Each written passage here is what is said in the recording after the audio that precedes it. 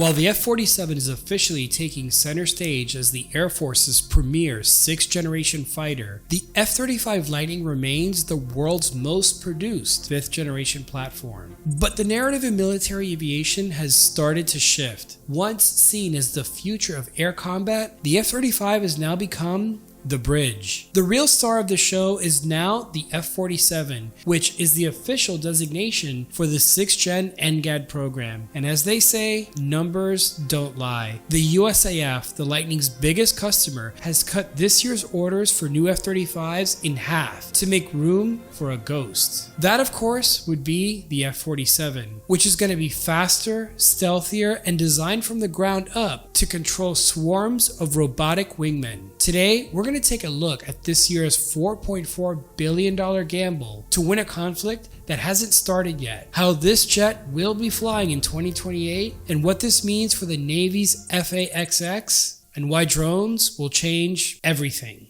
Let's take a look.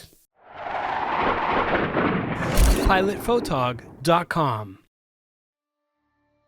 In March of 2025, after an almost decade-long competition, the Trump administration announced that Boeing had won the NGAD contract over Lockheed Martin. To some, this was a surprise since Lockheed had produced both the world's first 5th-gen fighter in the F-22 Raptor, as well as the most produced and adopted 5th-gen fighter in the F-35 Lightning. Needless to say, some analysts were surprised by the decision to choose Boeing, with popular sentiment being that the contract was given to Boeing to keep a competitive industrial base and not give Lockheed a monopoly on fighter jet production. To add to this argument, Boeing's FA-18 Super Hornet production line was coming to an end. But the more you look at it, the more it starts to make sense. For starters, the Air Force Chief of Staff, General David Alvin, noted that Boeing's NGAD program possessed unprecedented maturity. Boeing's prototype had already been flying in secret for several years, some say up to a decade, as an X-plane. This extensive flight data provided the Air Force with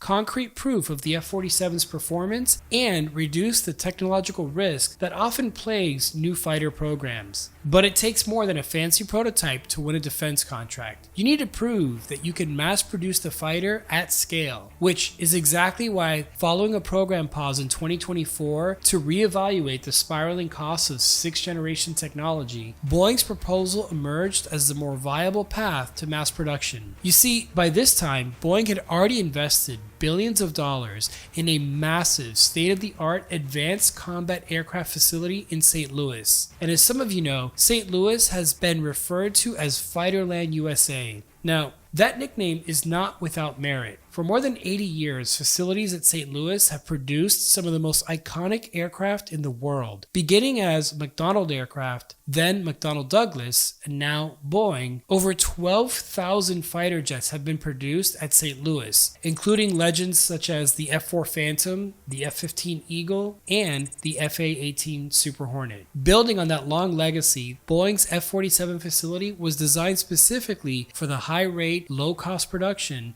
of stealth airframes using automated assembly. This ready-to-go infrastructure convinced officials that Boeing could deliver the 185 planned airframes at a more predictable price point than Lockheed's more expensive bespoke designs. All about the F-47. So, what makes the F-47 so special, and why will it eventually become the air superiority fighter for the US Air Force? Well, to understand that, we have to take a deeper dive into what the F-47 and NGAD really are. More than just a single fighter plane, the Next Generation Air Dominance program is really a family of systems, with the F-47 fighter acting as a quarterback or field general. The jet itself is proposed to have an unrefueled combat radius of over 1,000 nautical miles, crucial for operations in the vast Pacific. To get this range, the F-47 will likely be much larger than the F-35 and carry its weapons internally like most stealth fighters do. Its tailless design indicates it will likely operate at very high altitudes and should be a Mach 2 plus capable aircraft. So it's going to be going fast. Now, speed matters when launching weapons, as the missile or weapon deployed from the fighter inherits the speed at launch. A faster jet flying high means longer range missiles and ordnance. The design concepts we've seen, and I'm using this 3D model as a stand-in until we get an official rendering or schematic, shows a cranked kite design. Why is this important? Well, it indicates that the F-47 is designed for an all-aspect stealth, unlike the F-35, which prioritizes forward-facing stealth and has a quote weak rear aspect stealth. The idea here is that you won't see the F-47 coming or going. Then there's also the CCP factor, as the F-47 has been designed to outrange and outcompute China's 5th gen J-20 Mighty Dragon and their 6th gen J-36 fighters. Family of systems.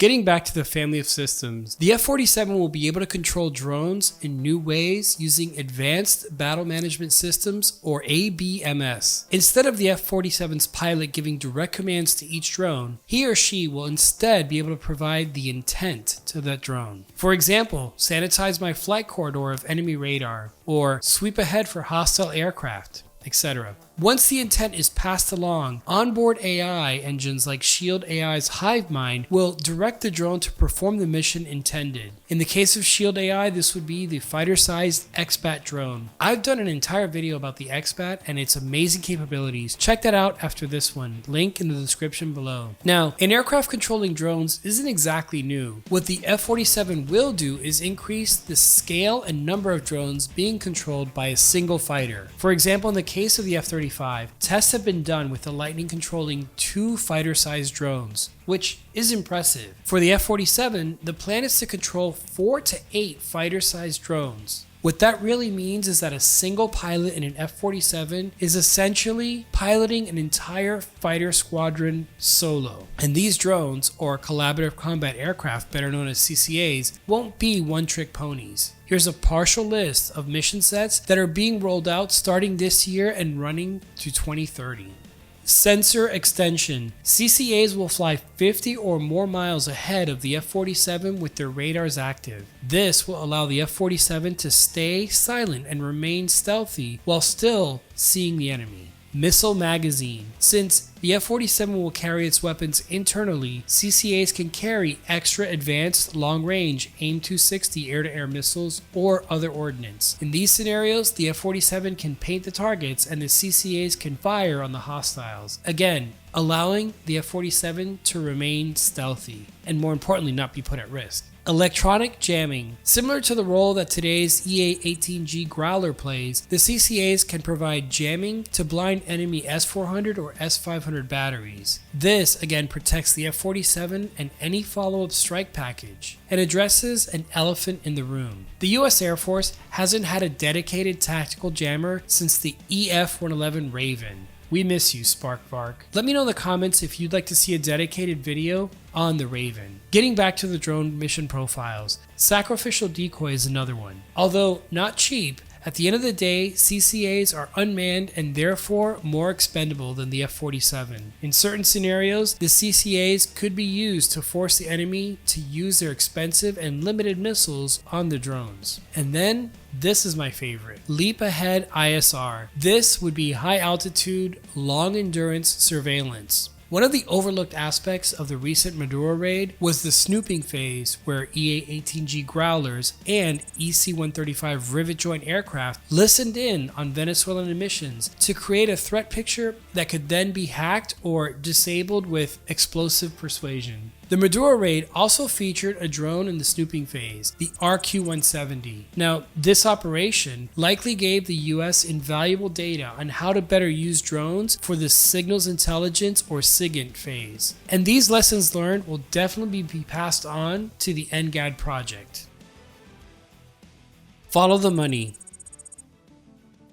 So we've seen what the F-47 is and how it will team with drones. Now we need to follow the money and see how 2028 starts to make sense for the first flight. Speeches are great, but money talks, and for 2026, all roads lead to the F-47. The USAF's current year proposal is a complete reimagining of the war chest. They're asking for $3.5 billion in the base budget for the F-47. That's a lot of cash, but as a famous announcer once said, wait there's more. An additional $900 million have been requested from a reconciliation bill. That brings the total for the F-47 program to a staggering $4.4 billion for this year alone. To put that number into perspective, that's more than the GDP of some small nations spent on a single aircraft program that is still technically under wraps. So why the massive surge? Because the F-47 is an exquisite program. While an F-35 costs taxpayers roughly $80 to $100 million per jet, the F-47 is estimated to cost $300 million per airframe. Think about that. One F-47 costs as much as 3 F-35 Lightnings. There's no doubt the official language in FY26 Defense Appropriations Act makes the goal crystal clear. It explicitly prioritizes, and I quote, accelerated platform development for 6th generation dominance. End quote. The Pentagon is essentially saying here, we don't just want more jets, we want the best, and we want it now.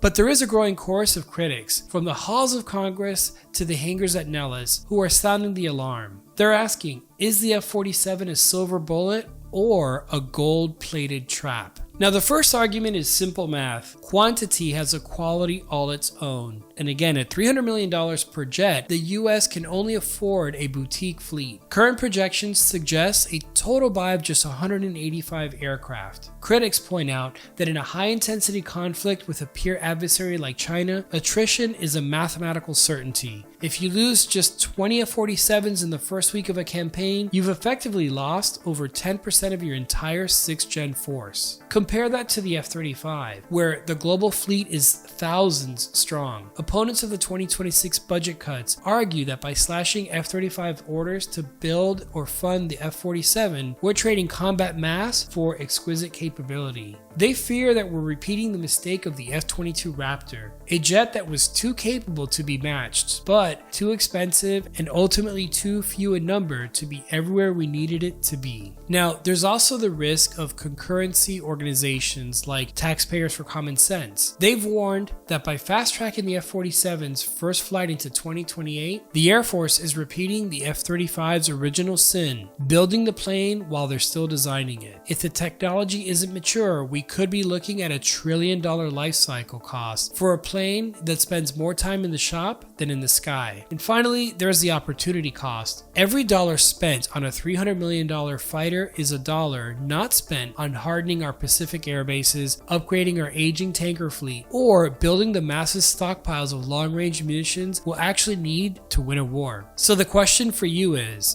the F-47 a necessary leap, or are we putting too many eggs in one very expensive, very stealthy basket? Comment below and let's talk about it. Getting back to the Lightning, remember that the US Air Force has officially slashed its F-35A orders from 48 to down to just 24 aircraft for fiscal year 2026. But instead of looking this as an abandonment of the Lightning, consider it a strategic pause. The logic here is simple but brutal. Why buy a jet today that you have to pay to fix tomorrow? Right now, the F-35 is stuck in software purgatory. The critical Block 4 upgrades, the software suite that gives the jet its real teeth for a high-end fight, is still years behind schedule. So instead of buying dozens of unfinished jets that will eventually need expensive, time-consuming retrofits, the Air Force is shifting that money. They're dumping billions into sustainment and spares to get the current F-35 fleet's dismal 50% mission ready rate up. And they're also prioritizing the TR3 software foundation that the F-47 will eventually rely on. But the real reason for the F-35 haircut is the loyal wingman. For the price of a few F-35s, the Air Force is buying an entire robotic army. In the same 2026 budget, they've carved out $807 million specifically for those collaborative combat aircraft like the X-Bat. The goal? A fleet of at least 1,000 autonomous drones designed to fly alongside the F-47 and the F-35. These aren't just throwaway targets. As we've discussed, they're sensor nodes, missile trucks, and decoys. By cutting the F-35 by now, the Air Force is betting that a quarterback in an F-47 leading 6 drones is more lethal than a squadron of manned F-35s flying alone. Kind of makes sense when you think about it. So the Air Force has basically stopped trying to outbuild the enemy Now they're trying to outcompute them.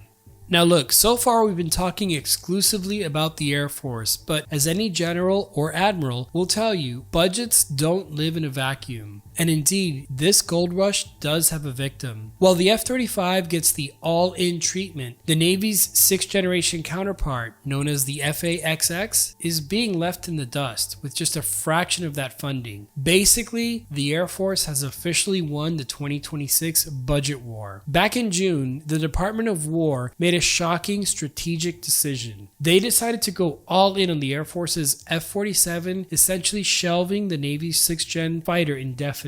Now, when the official 2026 budget proposal dropped, it contained a measly $74 million for the F-A-XX. And let's be honest here, in today's world of stealth fighter development, $74 million isn't a budget, it's a funeral. But last week in January of 2026, Congress stepped in with a massive rescue mission. Appropriations bucked the White House and the Pentagon, pumping in an additional $972 million back into the F-A-XX program. So they didn't just give the money, they issued a mandate. The Navy is now legally prohibited from pausing or canceling the program. So, was the Pentagon trying to kill it in the first place? Well, it comes down to the brutal reality of the American industrial base today. We quite literally might not have the capacity to build 2 different 6th gen fighters at the same time. With Lockheed Martin eliminated from the competition last year and Boeing already tied up with the F-47, the Navy is left in a precarious spot. If they choose Boeing, the production lines might be overstretched. If they choose Northrop Grumman, they are betting everything on a company that's already saturated with B-21 Raider production. And as much as I love the Super Hornet, well, let's just say that I would love to see another Grumman cat on a carrier flight deck. I'm sure many of you would too. Come on, Northrop Grumman, you've lost that loving feeling. Build that Super Tomcat already.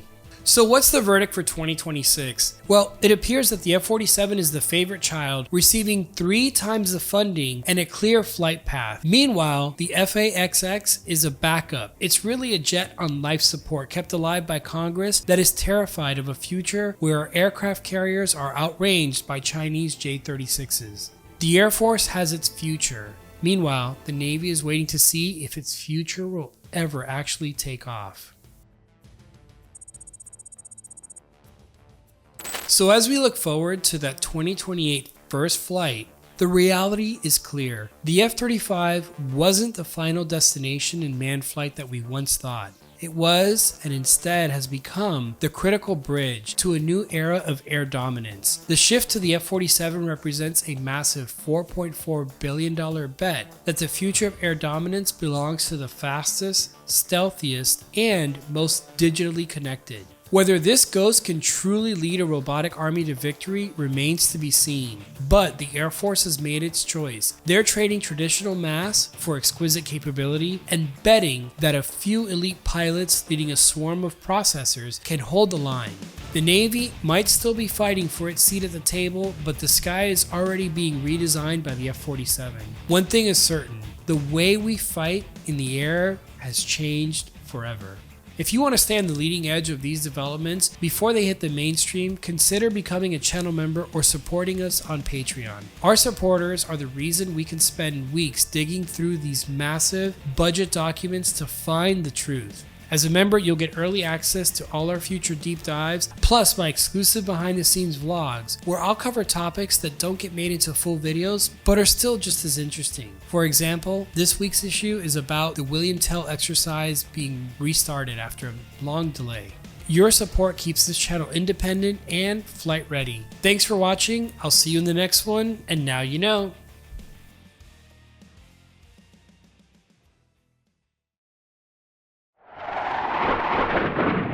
PilotPhotog.com